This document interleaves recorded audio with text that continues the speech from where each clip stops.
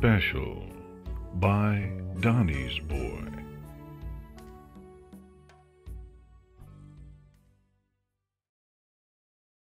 Applejack smiled as she stared down at the framed photograph held between her hooves.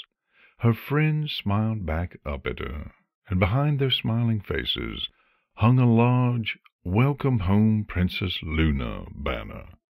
To this day, Applejack didn't know how Pinkie Pie had made the sign on such short notice, but in the here and now that wasn't what drew her attention. No, what drew her attention were 5 necklaces and a tiara, glittering and shining from the photograph, just as she'd remembered them. And it was so easy to remember them, to remember how she'd felt that day, powerful and connected, and more alive than she'd ever been. "You're still missing it." Applejack didn't jump, didn't yelp, didn't even bother to turn around. She'd lived too long in this house to get spooked by the sudden intrusion of that quiet, deep voice. Instead, she sighed. "Yeah, reckon it's a might bit selfish of me, but I do. It's just—" Big Macintosh didn't speak. He simply waited for her to finish her thought. That was one of the good things about Mac, one of the bad things, too. "I don't know," she finally muttered. She shrugged and set the photo back on the table.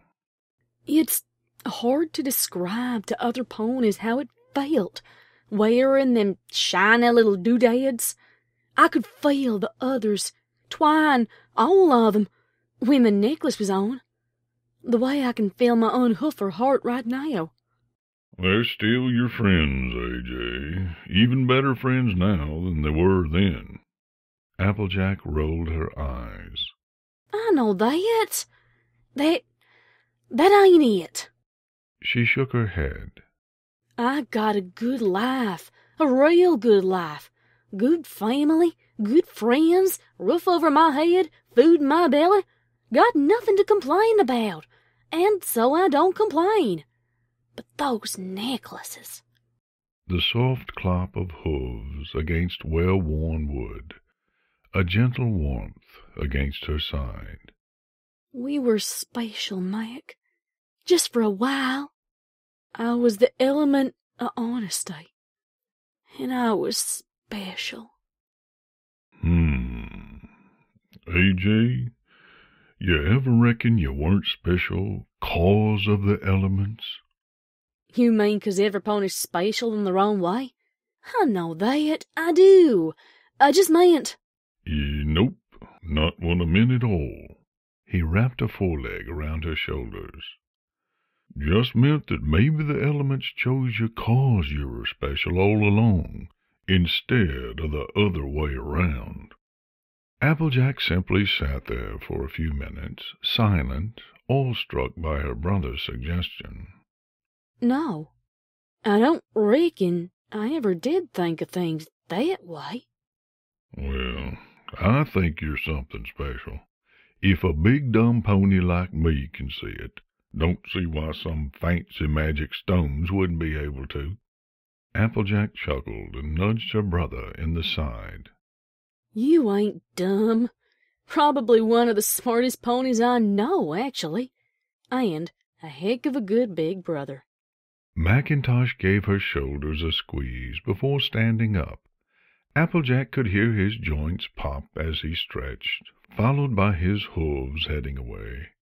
The hoofsteps paused near the doorway, and Applejack's ears gave a flick.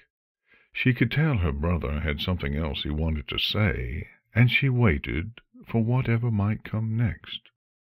"A.J.?" "Yeah, Big Macintosh?" "You know you don't need no fancy magic necklace to go courting her, right? She ain't never cared about all that before she became a princess, and I don't reckon that she cares much more about it now."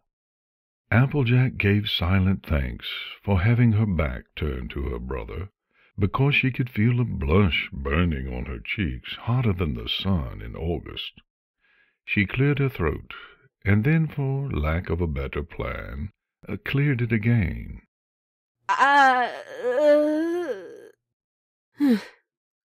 That obvious, huh? Big Mac let out a snort.